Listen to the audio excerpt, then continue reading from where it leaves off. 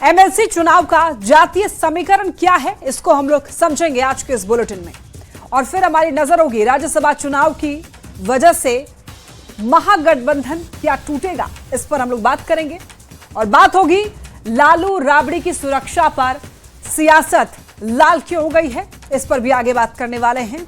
और इसके बाद बात होगी खान सर से जुड़ी हुई, गलती अगर नहीं है तो खान सर गायब क्यों हो गए, अंडरग्राउंड क्यों हो गए हैं, इस पर हम लोग आगे बात करने वाले हैं, इसलिए बने रहिए हमारे साथ। देखिए, बिहार विधान परिषद की 9 सीटों पर चुनाव की घोषणा के बाद राज्य की राजनीति गहमा गहमी बढ़ चुकी है। जेडीयू और बीजेपी ने 4 उम्मीदवारों के नाम जारी कर दिए हैं, जिसमें नीतीश कुमार के बेटे और बिहार के स्वास्थ्य मंत्री निशांत कुमार का नाम भी शामिल है।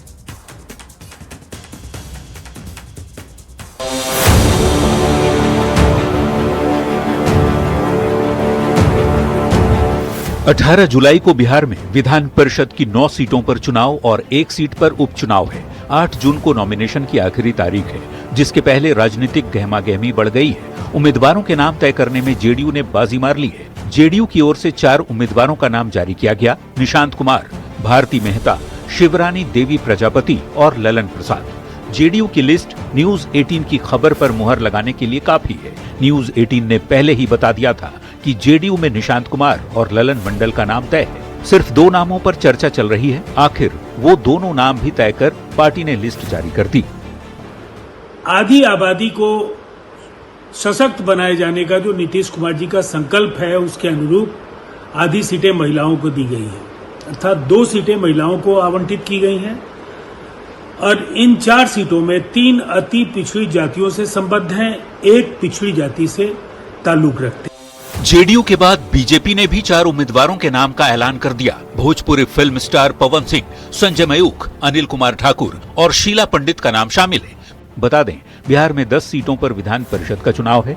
इनमें 9 सीटों पर चुनाव और पूर्व सीएम नीतीश कुमार की खाली हुई सीट पर उपचुनाव होने जा रहा है। वहीं 1 सीट पर चिराग पासवान की पार्टी एलजेपी-आरवी और 1 सीट उपेंद्र कुशवाहा की पार्टी आरएलएम के खाते में जा रही है। बीजेपी के 4 सीटों पर उम्मीदवार उतारने के बाद विधान परिषद चुनाव की जंग बेहद दिलचस्प हो जाएगी, क्योंकि एनडीए के पास आसानी से 8 सीट जीतने का आंकड़ा है, जबकि विपक्ष के पास 1 सीट के बराबर संख्या बल है। लेकिन एनडीए के नेता 100% स्ट्राइक रेट का दावा कर रहे हैं। न्यूज 18 के लिए पटना से आनंद अमृतराज के साथ ब्यूरो रिपोर्ट।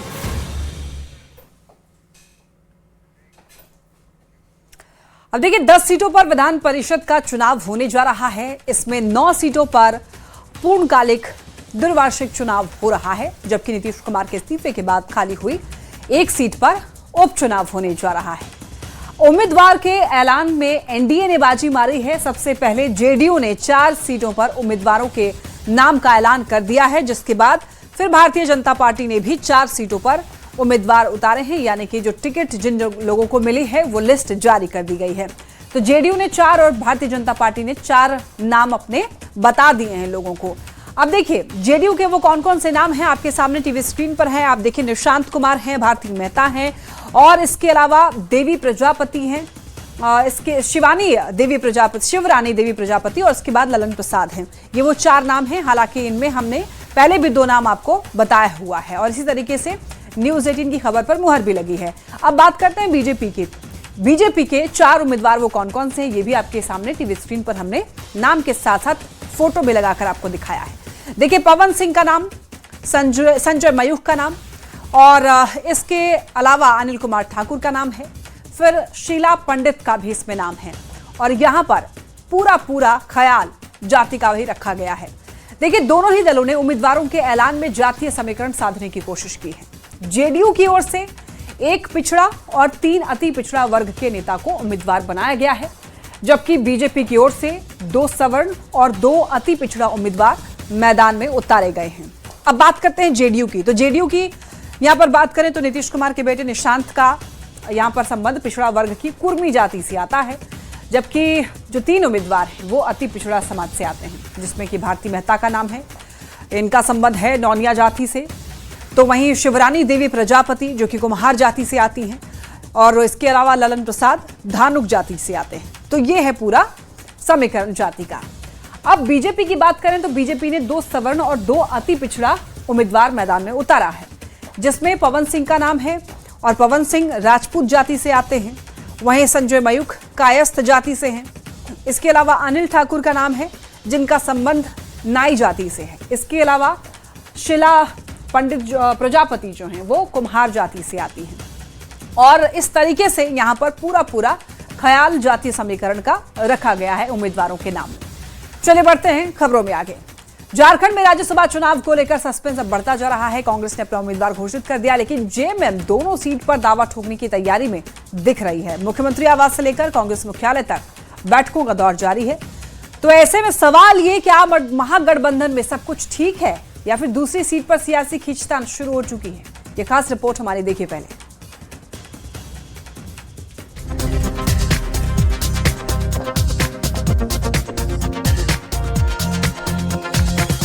18 जून को होने वाले राज्यसभा चुनाव से पहले झारखंड की राजनीति का पारा चढ़ गया है। एक तरफ कांग्रेस ने प्रणब झा को उम्मीदवार घोषित कर चुनावी बिगुल फूंक दिया है, तो दूसरी तरफ जेएमएम दोनों सीटों पर दावा ठोकने की रणनीति पर मंथन कर रही है। मुख्यमंत्री आवास में हुई अहम बैठक में जेएमएम के सांसद, मंत्री और विधायक जुटे। बैठक में अधिकांश नेताओं ने मुख्यमंत्री हेमंत सोरेन से दोनों सीटों पर चुनाव लड़ने की पैरवी की। इसी बीच जेएमएम के केंद्रीय महासचिव सुप्रियो भट्टाचार्य ने प्रेस कॉन्फ्रेंस कर दावा किया है कि गठबंधन के पास 56 विधायकों का संख्या बल है और दोनों सीटें जीतने की क्षमता है। उन्होंने ये भी कहा कि कार्यकर्ताओं की स्पष्ट भावना है कि दोनों सीटों पर जेएमएम के उम्मीदवार हों।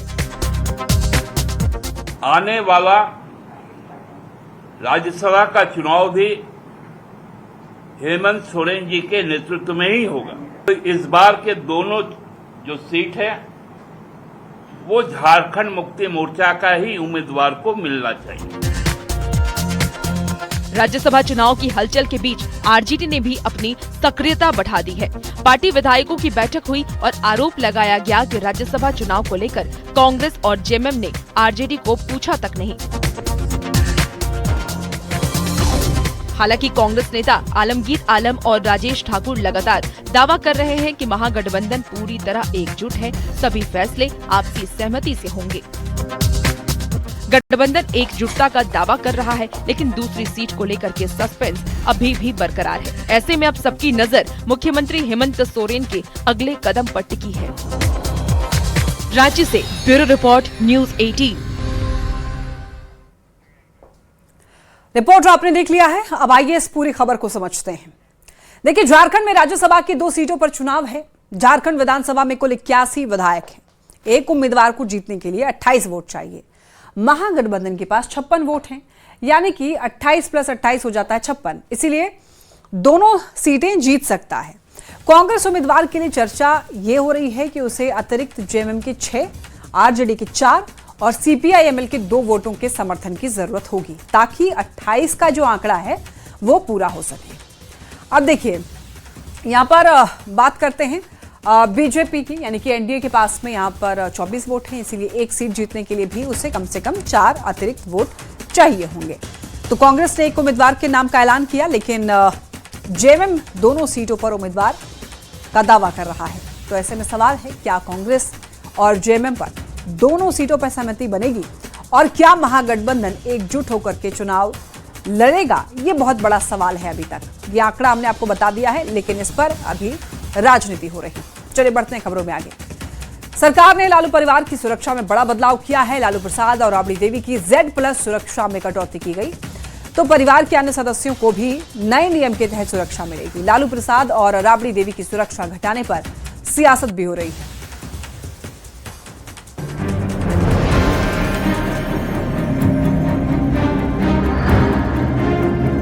बिहार में राबड़ी देवी के 10 सर्कुलर रोड बंगले पर सियासत गरमाई हुई ही थी कि इस बीच सरकार ने एक और बड़ा फैसला ले लिया। आरजेडी सुप्रीमो लालू प्रसाद के परिवार की सुरक्षा व्यवस्था में बड़ा बदलाव किया गया है। लालू प्रसाद और राबड़ी देवी की Z+ सिक्योरिटी में कटौती की गई। वहीं नेता प्रतिपक्ष तेजस्वी यादव की Y+ सुरक्षा पहले की तरह जारी रहेगी। तेज प्रताप यादव, मीसा भारती और राजश्री यादव की सुरक्षा व्यवस्था भी नए नियमों के मुताबिक तय की गई है। तेज प्रताप को पहले A कैटेगरी की सुरक्षा मिलती थी, लेकिन अब उन्हें एक अंगरक्षक मिलेगा। सांसद मीसा भारती को 3 सुरक्षा कर्मियों की सुरक्षा मिलेगी। तेजस्वी यादव की पत्नी राजश्री को भी एक सुरक्षा कर्मी मिलेगा। अब लालू प्रसाद और राबड़ी देवी की सुरक्षा में कटौती पर बिहार की सियासत एक बार फिर लाल हो गई। जहां आरजेडी सुरक्षा में कटौती पर सवाल उठा रहा है, तो एनडीए के नेता कह रहे हैं कि सरकार रिपोर्ट के आधार पर ही सुरक्षा मुहैया कराती है। लालू प्रसाद और राबड़ी देवी दोनों बिहार के पूर्व मुख्यमंत्री रह चुके हैं। पहले दोनों को सुरक्षा खतरों को देखते हुए Z+ श्रेणी की दी गई थी, यानी लालू प्रसाद और राबड़ी देवी की सुरक्षा का लाव लश्कर बड़ा था। लेकिन दोनों नेता लंबे समय से किसी सक्रिय प्रशासनिक या संवैधानिक पद पर नहीं है। ऐसे में सरकार ने उनकी सुरक्षा व्यवस्था में बदलाव कर दिया। सुरक्षा समिति ने मौजूदा पद, राजनीतिक गतिविधियों और खुफिया इनपुट्स के आधार पर यह फैसला लिया है। लेकिन पहले राबड़ी देवी को बंगला खाली करने का नोटिस और अब लालू प्रसाद और राबड़ी देवी की सुरक्षा में कटौती पर विपक्ष सरकार पर सवाल उठा रहा है। न्यूज 18 के लिए पटना से शैलेंद्र कुमार की रिपोर्ट। लालू राबड़ी की सुरक्षा पर सियासत को आइए समझते हैं। लालू परिवार की सुरक्षा में बड़ा बदलाव किया गया है। लालू और राबड़ी की Z+ सुरक्षा में कटौती कर दी गई है। तेजस्वी यादव की Y+ सुरक्षा पहले की तरह ही है। वहीं तेज प्रताप को अब मिलेगा एक अंगरक्षक। सुरक्षा कटौती के बाद विपक्ष का सरकार पर निशाना, यानी कि विपक्ष ने सरकार पर निशाना साधा है। विपक्ष का कहना है कि यहां पर दरअसल जानबूझकर कटौती किया जा रहा है, जबकि सत्ता पक्ष का यह कहना है कि सब कुछ नियम के अनुसार ही हो रहा है। जो रूल्स रेगुलेशंस हैं उसके अकॉर्डिंग ही है। जिसको जितनी सुरक्षा मिलनी चाहिए उतनी ही दी जा रही है, ऐसा सरकार के पक्ष का कहना है। वहीं विपक्ष ये कह रहा है कि जानबूझकर ऐसा किया जा रहा है। चलिए बढ़ते हैं खबरों में आगे। पटना में खान ग्लोबल स्टडीज कोचिंग पर फायरिंग मामले से जुड़े कई नए वीडियो सामने आए और उन वीडियोस के बाद और खान जीएस के सुरक्षा कर्मियों से हुई पूछताछ के बाद पुलिस ने खान सर के खिलाफ FIR दर्ज की है। अब खान सर को पुलिस ढूंढ रही है। टीम गठित कर दी गई है, लेकिन फैजल खान अंडरग्राउंड हो चुके हैं। शोहरत की बुलंदी भी पल भर का तमाशा है। जिस डाल पे बैठे हो वो टूट भी सकती है।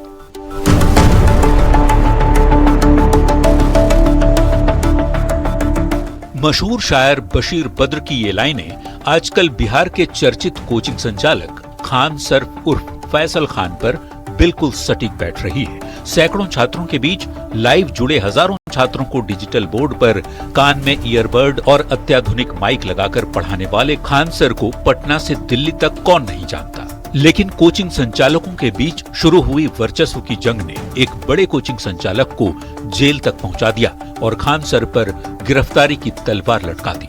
कि जिस तरह का लोग एविडेंस आएगा उस सबसे कार्रवाई होगी और इसमें जिसके ऊपर भी एविडेंस आएगा, विधि व्यवस्था या अपराध इसके ऊपर भी होगी, उन सब पे सख्त कार्रवाई की जाएगी। विवाद की शुरुआत 2 जून को रात 10 बजे होती है। खान जीएस में तोड़फोड़ की खबरें आती है। खान सर उर्फ फैसल खान ने फायरिंग का भी आरोप लगाया। अगले दिन खान सर के समर्थन में छात्र सड़कों पर उतर आए। नतीजा ये हुआ कि एक दूसरे कोचिंग संचालक रोशन आनंद समेत 3 लोगों को पुलिस ने गिरफ्तार कर जेल भेज दिया। यहाँ तक तो सब कुछ खान सर के फेवर में ही था, लेकिन कहानी में ट्विस्ट तब आया जब 4 जून को एक वीडियो वायरल हुआ जिसमें एक व्यक्ति फायरिंग करते दिख रहा है।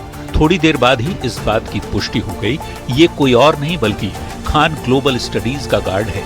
फिर क्या था, पुलिस ने 2 गार्ड को हिरासत में लेकर पूछताछ की, जिसमें दोनों ने फायरिंग की बात तो कबूल कर ही ली, साथ में ये भी कहा कि खान सर ने गोली चलाने को कहा। उन्होंने कहा, खड़े क्या देख रहे हो, गोली चलाओ, जो होगा देखा जाएगा। फायरिंग मामले से जुड़े कई नए वीडियो सामने आने और खान जीएस के सुरक्षा कर्मियों से हुई पूछताछ के बाद पुलिस ने खान सर के खिलाफ भी FIR दर्ज कर लिया। फैसल खान उर्फ खान सर की गिरफ्तारी के लिए टीम का गठन कर दिया गया है, जिसे डिस्ट्रिक्ट इन्वेस्टिगेशन यूनिट नाम दिया गया है। कुछ देर दोपहर तक जो है वो खान सर यहाँ पे मौजूद थे, लेकिन फिलहाल जो जानकारी मिल रही है उसके मुताबिक जो है वो खान सर फिलहाल यहाँ पे नहीं है और उसके बाद यहाँ पे माना जा रहा है कि खान सर अंडरग्राउंड हो चुके हैं। इस बीच फैसल खान अपने कोचिंग से निकलकर अंडरग्राउंड हो गए हैं, ऐसी जानकारी मिली है और वकीलों की सलाह ले रहे हैं लेकिन उसके पहले उन्होंने कहा था कि उन्हें एफआईआर की कोई जानकारी नहीं है। सुरक्षा गार्ड ने आत्मरक्षा यानी सेल्फ डिफेंस में हथियार का इस्तेमाल किया और वो कानून और पुलिस प्रशासन का पूरा सम्मान करते हैं। जांच एजेंसियों के साथ पूरा सहयोग किया जाएगा। सवाल है, पूरे एपिसोड पे बोलना क्या चाहते हैं सर, क्योंकि जिस तरह से अभी नया वीडियो आया उसमें आपके गार्ड ही वो तो सेल्फ डिफेंस में अपना एक्शन जो लेना होगा वो एजेंसी जो उनको गाइडेंस करती होगी सेल्फ डिफेंस की, क्योंकि एक गार्ड को ये लोग तो निश्चित मार के सर फोड़ दिया था, तो क्या करता जब तक पुलिस नहीं आती, तो उनका अपना जो होगा ये होगा। सवाल है कि कानून का सम्मान की बात कहने वाले खान सर एफआईआर होते ही अंडरग्राउंड क्यों हो गए? खान सर की कोई गलती नहीं तो फिर पुलिस से बच क्यों रहे हैं? सवाल है कि जिस कोचिंग में गोली चलती हो वहां पढ़ाई क्या होती हो? क्या पटना के कोचिंग वर्चस्व का अड्डा बन गए हैं? न्यूज 18 के लिए पटना से रवि एस नारायण के साथ ब्यूरो रिपोर्ट। तो आपने ये रिपोर्ट देख ली है। अब देखिए, मारपीट से बढ़ते हुए ये मामला अब गोली चलाने के वीडियो तक पहुंच चुकी है। ऐसे में इस पूरे मामले की टाइमलाइन को आइए समझते हैं। देखिए, 2 जून की बात करते हैं सबसे पहले, जिसमें रात 10 बजे के आसपास, 10:15 के करीब खान जीएस में तोड़फोड़ होती है। खान सर उर्फ फैजल खान ने फायरिंग का आरोप लगाया था। 2 जून की बात है। 2 जून को ही रात के 10:10 के आसपास कदमकुआं थाना को इस पूरे मामले की जानकारी मिलती है और उसी दिन रात के 10:30 बजे के करीब पुलिस घटनास्थल पर भी पहुंच जाती है। कुछ सबूत भी वहां से जुटाए जाते हैं, आसपास के लोगों से पूछताछ भी होती है। फिर रात करीब 11:30 बजे फैजल खान खुद कोचिंग पहुंचे और उन्होंने मीडिया से बात भी की और मीडिया के सामने कुछ बयान भी दिए। इसके बाद 3 जून को सुबह 6 से 7 बजे के करीब खान सर के पक्ष में छात्र सड़क पर उतर आए, नारेबाजी भी करने लगे। फिर 3 जून को ही समय आगे जैसे ही बढ़ता गया, दोपहर 3 से 4 बजे के आसपास रोशन आनंद समेत 3 लोगों की गिरफ्तारी होती है। रोशन आनंद एक दूसरे कोचिंग का संचालक है जिसका नाम है ज्ञान बिंदु कोचिंग। वहां पर रोशन आनंद ने कहा कि मेरे खिलाफ साजिश हो रहा है और उन्होंने नाम लिया कि खान सर ऐसा कर रहे हैं। इसके बाद 4 जून को क्या होता है, दोपहर 1 बजे के आसपास, दोपहर 1 से 2 बजे के बीच में गार्ड के फायरिंग करने का वीडियो वायरल होता है और उसमें दोनों गार्ड जो फायरिंग करते हुए दिखाई देते हैं उनको हिरासत में लिया जाता है। पूछताछ शुरू की जाती है और पूछताछ में जो खुलासा गार्ड ने किया वो काफी चौंकाने वाला है, क्योंकि खान सर जिन पर काफी लोग भरोसा करते हैं और यहां पर गार्ड ने बताया कि खान सर ने ही कहा कि गोली चलाओ, जो होगा देखा जाएगा। 4 से 5 बजे के करीब फैसल खान उर्फ खान सर से पूछताछ शुरू हुई। फिर शाम के 5 से 6 बजे के करीब फैजल खान से पूछताछ खत्म होती है। दोनों गार्डों को गिरफ्तार कर लिया जाता है और 4 जून को ही शाम के 6 से 7 बजे के करीब कदमकुआं इलाके में छात्रों ने प्रदर्शन करना शुरू कर दिया। खान सर की गिरफ्तारी की मांग होने लगी और फिर 5 जून को 1 बजे के बीच में खान सर पर एफआईआर दर्ज कर दी जाती है। कदमकुआं थाने में ही ये मामला दर्ज किया जाता है और 1:30 बजे के आसपास फायरिंग पर फैजल खान ने बोला आत्मरक्षा में ये फायरिंग की गई, यानी कि सेल्फ डिफेंस में गार्ड ने फायरिंग की। और फिर 5 जून को ही 2 बजे के आसपास 2:10 के करीब वकीलों की टीम खान कोचिंग स्टडीज वहां पर पहुंच जाती है और 2:20 के आसपास फायरिंग मामले में पटना पुलिस की एक बड़ी बैठक होती है और यहां पर पुलिस ने छात्रों से यह अपील की कि किसी के बहकावे में आप लोग मत आइए, यानी कि अगर कोई आपको बहका रहा है तो उसके बाद मत आइए, आप पढ़ाई पे ध्यान दीजिए। और फिर 3:30 बजे के आसपास फैजल खान चुपके से कोचिंग से निकल जाते हैं, अभी फरार हैं। फिर 4 बजे के आसपास खान सर की गिरफ्तारी के लिए DIU गठित कर दी जाती है, डिस्ट्रिक्ट इन्वेस्टिगेशन यूनिट, जो कि खान सर की गिरफ्तारी करेगी, इसके लिए जिम्मेवारी दी गई है। अब ऐसे में समझने वाली बात है कि शिक्षा का ये मंदिर है यहाँ पर या फिर ये कोचिंग मंडी है, क्योंकि जहां पर फायरिंग हो रही है वहां पर पढ़ाई क्या होती होगी, ये सवाल अभी उठ रहे हैं। हर साल पटना में देखिए 3 से 5 लाख छात्र तैयारी करने के लिए वहां पर जाते हैं और कितने यहाँ पर प्राइवेट कोचिंग चल रहे हैं, आइए इसकी हम लोग बात कर लेते हैं। और कितने यहाँ पर प्राइवेट कोचिंग चलाए जा रहे हैं, 2000 से 3000 से लगभग, ऐसा अनुमानित ये आंकड़ा है, इतने कोचिंग यहाँ पर चलते हैं। बिहार के कोचिंग से जुड़े हुए बिजनेस का कितना राजस्व पटना से आता है, इसकी अगर हम लोग बात करें, ये जानकर आपको हैरानी होगी कि 33% से ज्यादा, यानी कि राजस्व पटना से आता है इस बिजनेस से, कोचिंग बिजनेस से। अब देखिए, ये समझिए कि कितना कमाते हैं कोचिंग संचालक। पटना का सालाना टर्नओवर 250 करोड़ से 500 करोड़ तक है। और ऐसे में अगर पूरे भारत के कोचिंग मार्केट की बात करें तो भारत का कुल कोचिंग मार्केट 58,000 करोड़ का है, जिसमें अकेले पटना का कोचिंग मार्केट 500 करोड़ तक का है। ऐसे में फिर वही सवाल है कि शिक्षा का मंदिर या फिर कोचिंग मंडी, जहां पैसा कमाने की होड़ लगी है। और इतना ही नहीं, इसके अलावा क्रेडिट की भी होड़ है, वर्चस्व की जंग चल रही है।